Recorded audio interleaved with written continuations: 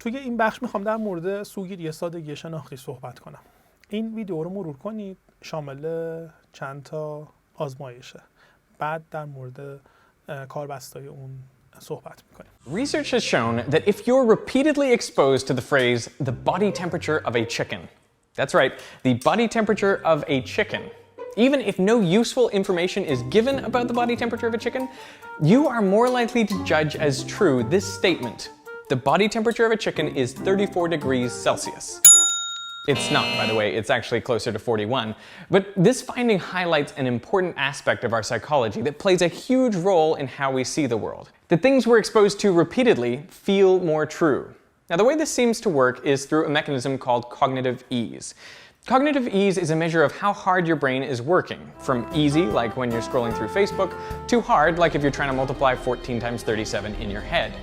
Things that are true generally elicit cognitive ease, like fire is hot, Earth revolves around the sun, dogs have 4 legs, and so on. Not only do these things feel true, they also feel familiar, effortless, and they feel good. All of these are outcomes of cognitive ease. Now, the trouble arises because cognitive ease can be artificially created in other ways. One way is just by repeating the stimulus. In a classic experiment at 2 Michigan universities, experimenters took out ads in the school newspapers. Each ad consisted only of one of these nonsense words. Cardiga, Sarisic, Baiwani, Nansoma, Iktitaf. They were printed with different frequencies. One word appeared in the paper only once, while others appeared 2, 5, 10, or 25 times. The word frequencies were reversed at the other university. At the end of the experiment, researchers sent out questionnaires asking people to rate the meaning of each of these nonsense words on a scale from "it means something good" to "it means something bad." And the findings were clear. The more frequently the word had appeared in the newspaper, the more people felt it meant something good. So with enough repetition, even a nonsense word comes to feel familiar. It triggers cognitive ease and overall feelings of goodness. Experiments have shown that this also works when showing English speakers Chinese characters or even random shapes. And the finding is even more general than that. Songs are judged more favorably after you've listened to them a bunch of times than on the first listening, and participants looking at yearbook photos judge the people in the photos as more likable after seeing that photo more times. Which that brings up the question, what are the Kardashians famous for? Depending on who you ask, you may find that they're famous for nothing or just famous for being famous, but really they are famous for exactly the same reason anyone is famous, and that's because you've heard their names and seen their faces over and over again. Now, they are familiar, you have experience with them in the past, and therefore they are processed with cognitive ease, which also feels good. This is at the core of the advertising industry, the idea that repeated often enough, even brown carbonated sugar water seems really appealing. But maybe it shouldn't be surprising that repeated stimuli are perceived more favorably. After all, our brains have evolved to identify threats, and anything novel is a potential threat. But if after repeated exposure nothing bad happens, it becomes familiar and comfortable and therefore a sign of safety rather than a threat. And this general phenomenon extends beyond humans. Chicks who were played a tone when they were in the egg later made fewer distress calls when the same tone was played to them as chicks. But repetition is not the only way to create cognitive ease. Images with higher contrast are perceived by the brain with more cognitive ease, making them feel good, which explains most of the Instagram filters. In another study, people who were shown images where the outline was projected quickly and imperceptibly before the image, they started to smile and they relaxed their brows as measured by electrodes on these muscles. Videos with bad audio quality and low contrast create cognitive strain as you try to figure out what's going on, possibly searching for threats.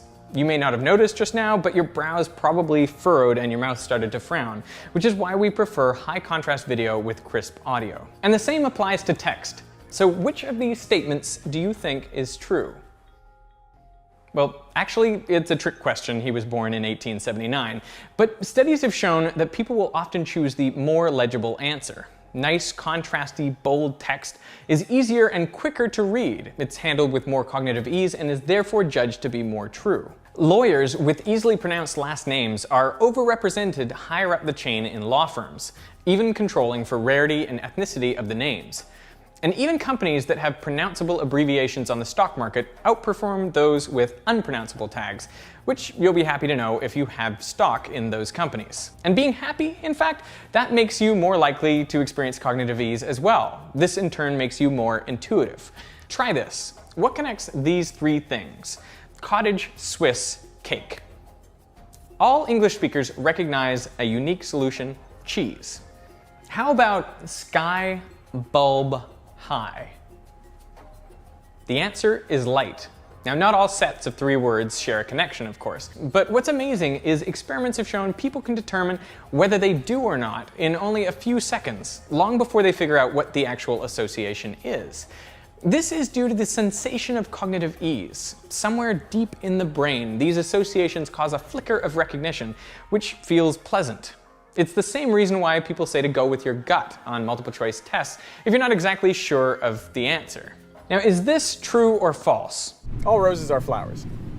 Some flowers fade quickly. Therefore, some roses fade quickly. Yeah. I would say that follows. One would think it would be true. But I got a feeling it's not. The actual answer is false. Roses aren't necessarily the some flowers that fade quickly. A test using a similar set of 3 questions found that 90% of people made at least one mistake when the questions were printed clearly. But when the test was printed like this, the error rate dropped to 35%. Making the test harder to read actually increased the accuracy of results. This is because the illegible text creates cognitive strain, forcing your brain to work harder, and that helps avoid the pitfall of jumping to the intuitive but wrong answer. Cognitive ease is useful for being creative and intuitive, but it also makes you more gullible. So for the written part of your driving test, going with your gut is probably a good strategy. But in areas like physics, where the answers are counterintuitive and there are many common misconceptions, it's important to be more skeptical. This vigilance takes effort, and it's also associated with being unhappy. Have you ever noticed that some of the best scientists and analytical minds are grumpy and suspicious of everything? I mean, I think this could be more than just poor social skills. It may be essential for them to do their job. And this is a paradox of learning and critical thinking. Cognitive ease is pleasant, it is effortless, familiar, and it really does make you more creative and intuitive. But it can also trick you. It may make things seem true that aren't, and you may feel like you're learning when you're not. On the other hand, being skeptical and analytical takes more mental work. It's more confusing and it doesn't feel as good, but it's the best way to separate fact from fiction. Now, you might think that the point of this video is to say that we all need to think critically more often, but that's not it. As an analytical thinker myself, I find it takes me like half an hour just to select a toothbrush. There are definitely times when cognitive ease is the appropriate mental state. I mean, we evolved it for a reason so we can react intuitively in familiar everyday situations. Why think harder than you have to? So the key is to identify those times when more thought is required. But with sharing and repeating ideas easier than ever before, I think we need to be more vigilant to distinguish between those things that are really true and those we've simply heard many times before.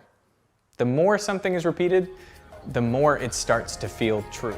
خب همینطور که توی ویدیو ملاحظه کردید، فقط تعداد تکرار عبارت‌های بی‌معنی در یک روزنامه منجر به ایجاد احساس خوب در افراد میشد. این پدیده رو بهش میگیم سوگیری سادگی شناختی.